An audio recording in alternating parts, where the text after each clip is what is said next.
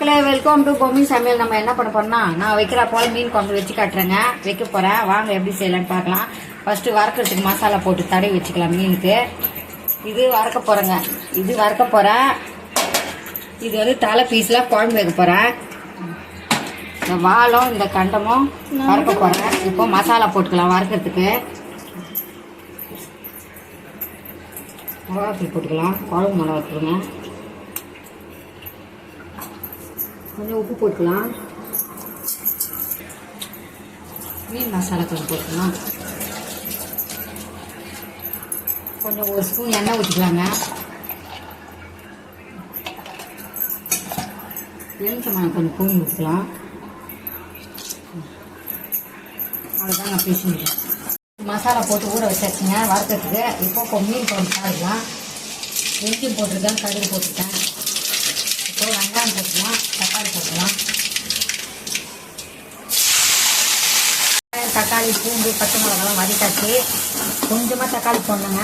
நான் அரைச்சி ஊற்றுவேன். வெங்காயம் தக்காளி அரைச்சி ஊற்றுறேன். அதனால ஒரு சின்ன தக்காளி நறுக்கி போட்டால் போதும். வதக்கும் போது ஒரு தக்காளி நான் அரைச்சி ஊற்றுவேன். அதனால் தக்காளி கம்மியாக போட்டுக்கிறேன். ஒரு 50 கிராம் புளி வச்சு கரைச்சி வச்சுருக்கேன். அரைச்சி ஊற்றுங்க. பச்சை வாசனை போயிடுச்சு. இப்போ நம்ம மிளகா பொடி போட்டுக்கலாம். குழம்பு மிளகா பொடி 1 ஸ்பூன் 2 இப்போ நல்லா கொஞ்சம் எண்ணெயிலே வதக்கி எடுத்துக்கலாம். அப்போ தான் எண்ணெய் பிரிஞ்சு வரும். இப்போ மிளகாத்தூள் பச்சை வாசனை போய் புளி பண்ணி வச்சுக்கலாம். இப்போ தேவையான உப்பு போட்டுக்கலாம். காலைக்கு விட்டு மூணு விட்டுக்கலாங்க.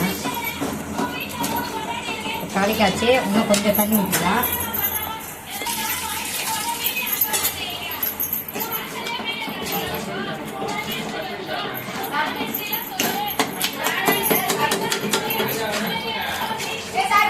மூடி விட்டுலாங்க.